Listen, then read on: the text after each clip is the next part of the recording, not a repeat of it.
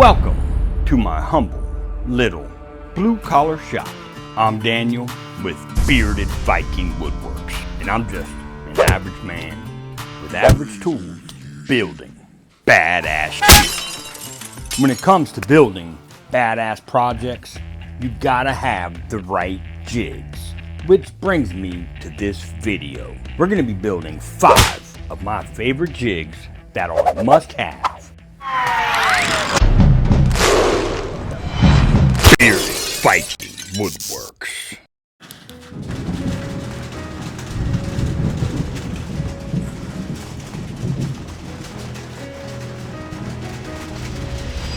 Let's get jiggy with it.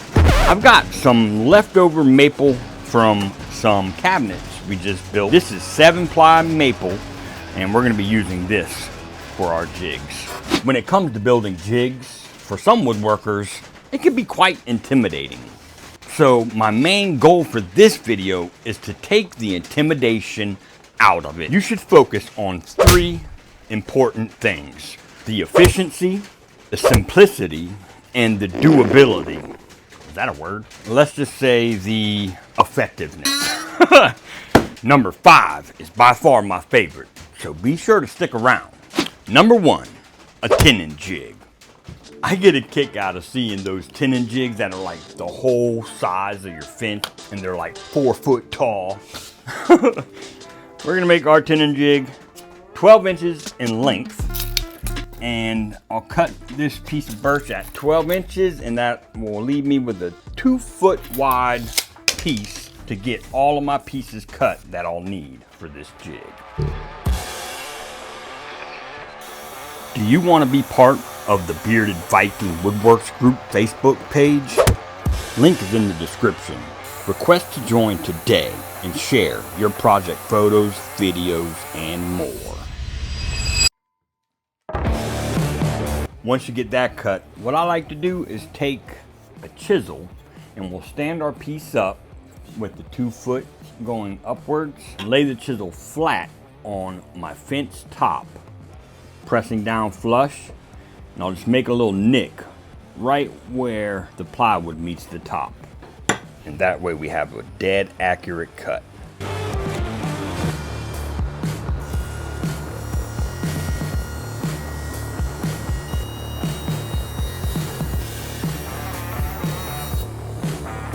So we've got our one piece cut for the opposite side of our fence.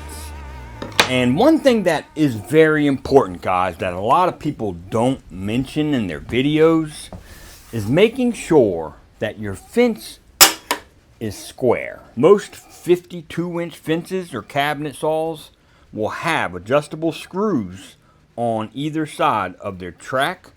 So make sure that your fence is square before doing this. Now I'm going to cut the piece for my left side here at 8 inches. And that typically works pretty well for me.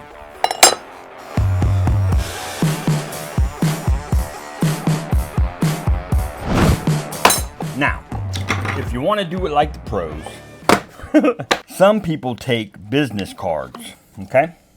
And they'll put 1 business card worth of thickness on this side, then on this side they'll put them as well. That gives you enough space in there for when you take the business cards out, it slides perfect. Set your leftover piece on top of your fence and make sure your 2 side pieces are tight to your fence, and just make a little tick mark right yonder.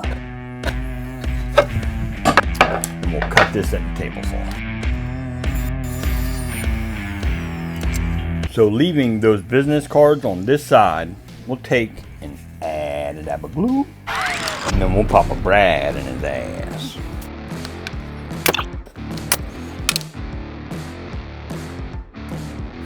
Add a dab of glue.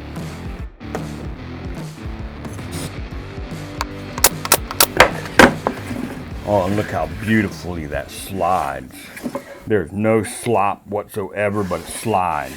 Very nice. That's what you want. Now we need to take and rip a piece about 2.5 inches.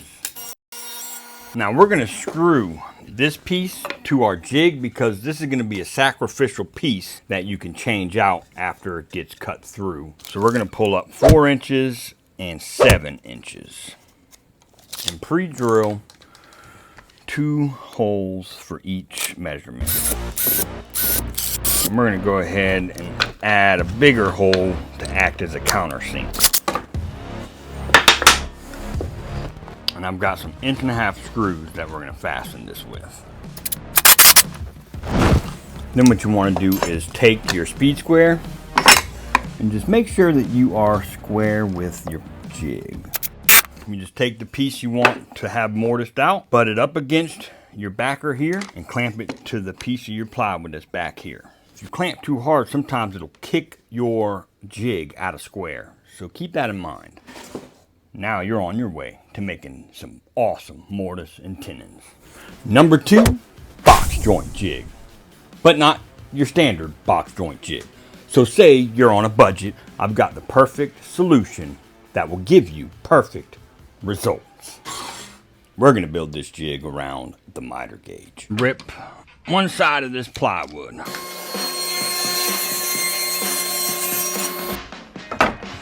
Over here at the miter saw, we're going to cut this down, and I've got 44.5, so we'll cut it at 22.25.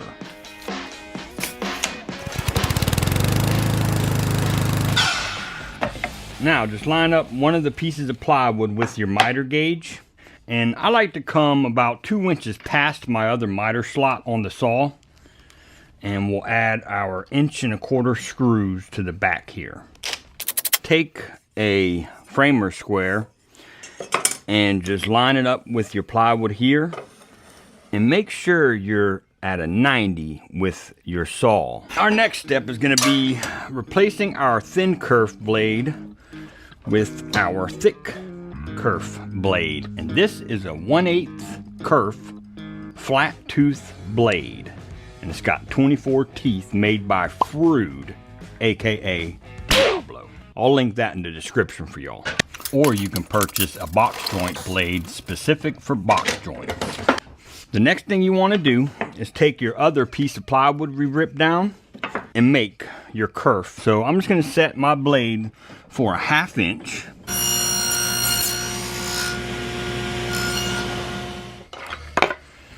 Now you just want to take something that is about a 1/2 inch wide, and you want to make a 1/8 strip. And this might take a couple of tries because we want it to fit right inside of our kerf that we cut. I got it right on the first time. That never happened. Take and just cut a little piece off about 1.5 inches long. And then we'll just glue this into our slot that we made with some CA glue and activator. And we're going to add a dab of glue, add a dab of glue, add a dab of glue. Now what you want to do is take your miter sled close to your blade, and we're going to use the cutoff that we cut this piece off of and butt our blade with it. And you want your little piece that you glued in to just barely kiss that one that's up against the blade. And we're going to clamp this in place. You want to butt your spacer right here. After each cut, you want to take and lap over that piece that we glued into our sled, and just work your way all the way to your last cut. Now for your opposite piece, you want to take and spin this piece around and loop it over this piece we glued in with your last notch, and then butt that piece and then make this cut. Make this cut and then butt the cut right into the piece that we glued in and make your next cut. Now just lap each cut as we did with the first piece until the very end. And the fit you want is snug, but not too snug. Number 3. Number 3 is basically a 2-for-1. You got the taper jig and a joiner jig. Let's dive into it. Go ahead and get a piece of your plywood ripped to 9 inches in width. Then head over to your miter box and get it cut down to 22 2 inches.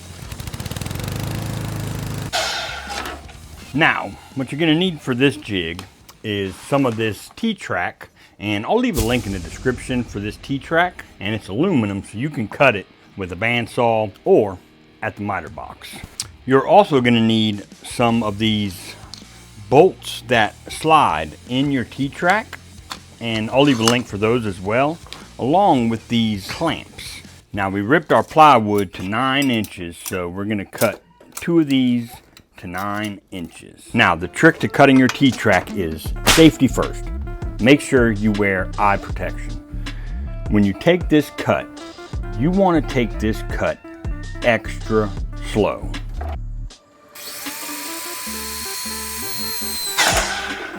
And you should be just fine. Now, as far as our layout, we're going to come in from both sides at 3.5 inches. We have the thickness of our dado stack set to 3/4, and we'll sneak up on the height of the T-track at 3/8 of an inch.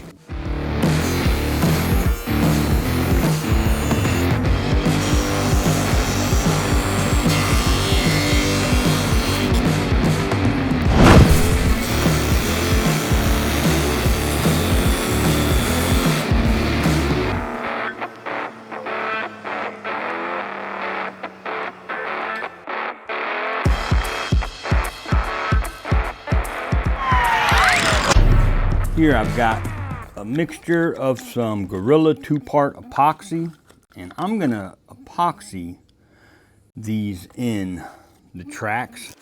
And you want your track to sit flush with the surface of your jig. We'll get a piece of our 3/4 plywood ripped to 2 inches.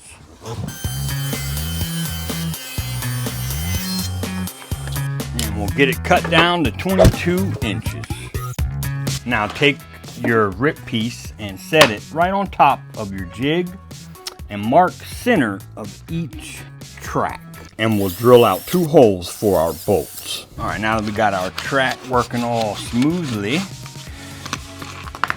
I'll take these off and I'm gonna drill 2 more holes for our track clamps.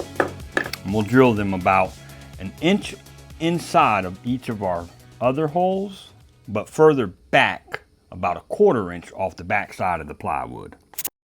Now let's head over to our drill press, and we're going to drill out a couple of holes so my bolts will sit up in a little groove so it sits nice and flat to the surface. And we'll put everything back together.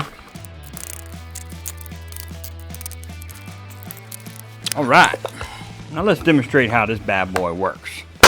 Now, say you want to put some tapers on your end table legs. I'll take my piece and make it flush to the edge here where my blade will just touch it, and lock that in place. And go ahead and get that clamped. And then whatever angle you want, say we'll go 1.5 inches, and we'll lock this in place. As you can see, that's not going anywhere.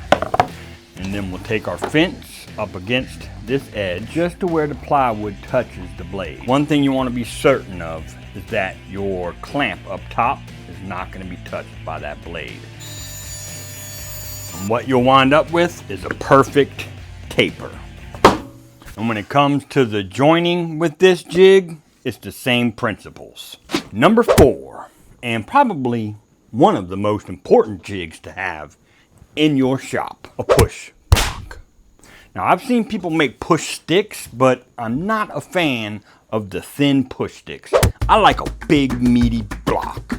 Let me demonstrate. The good thing about the push blocks that I use is you can make them out of whatever the hell you want to. We're going to take this leftover 2x6 and cut it 10 inches. Now let's head over to the bandsaw. Now what I like to do is come in about 1 inch and cut until there's about 4 inches left back here. And just take and cut that little block. Boom.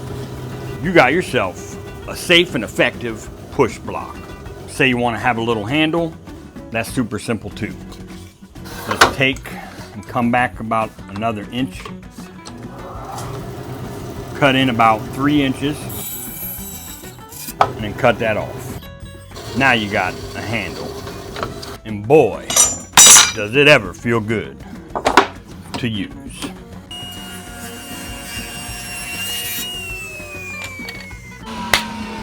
Whoever said that safety and effectiveness had to be fancy?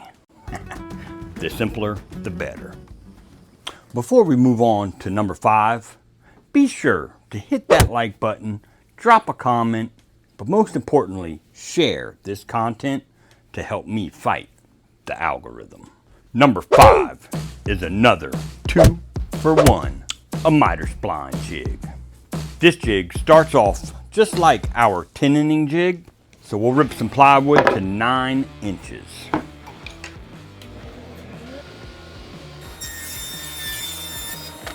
We'll go ahead and cut one of these pieces at 12 inches.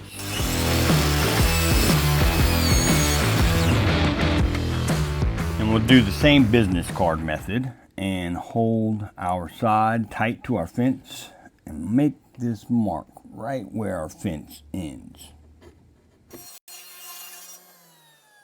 Before we add our right side piece, we're going to take and get this top fastened to this side. So we'll add a dab of glue. And we're going to pop a brad ass.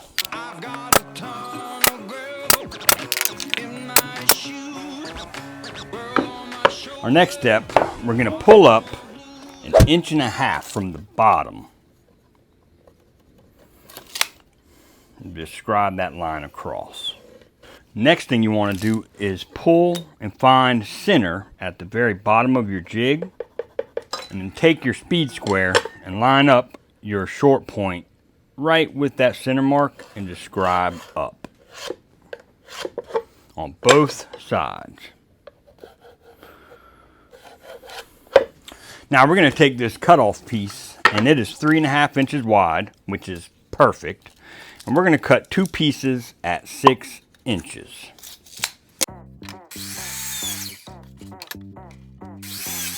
And what we're going to do is glue our 2 6-inch pieces on the outside of our 45-degree lines we made, and then we'll bring our pieces up to our 1.5 inch line we made to where the bottom of the plywood block touches that line. We'll add a dab of CA glue. Hold that for a few seconds and hit it with some activator. And then making sure we're above our top piece here, we'll pop a brad in his ass. And we'll do the same thing on our opposite side. We'll add a dab of glue and pop a brad in his ass. Now we'll go ahead and glue on our right side. And this piece can be as tall as you want or as short as you want. It really doesn't matter, as long as you can get some good glue and good nails in this side. And pop a brad in his ass. And now you're ready to get some badass miter splines. Let me show you how it works. So what you do is just take your box or whatever frame you got that has a miter joint, and just set it right on those blocks you cut. I really like this miter spline jig because you get it straight down to the surface of your table saw deck, and you can get your height for your miter spline set just right. And as you move your fence, it's an easy setup for your jig and your box to move along with it. So not only is this the perfect miter spline jig, but if you have a router table built into your table saw, this is also perfect for cutting dovetail keys at the router table. 2-for-1. Gotta love it. So that is the top 5 must-have jigs in my shop. And 99% of woodworkers need these 5 jigs. I really hope this video has inspired you to get in your shop and make some awesome jigs to up your woodworking game. Don't forget to check out our Facebook group. The link is in the description. Request to join and we'll get you approved today. Also, don't forget the memberships on YouTube. There are 3 levels of membership that you can join. Until next time, get in your shop and make some sawdust. Skull.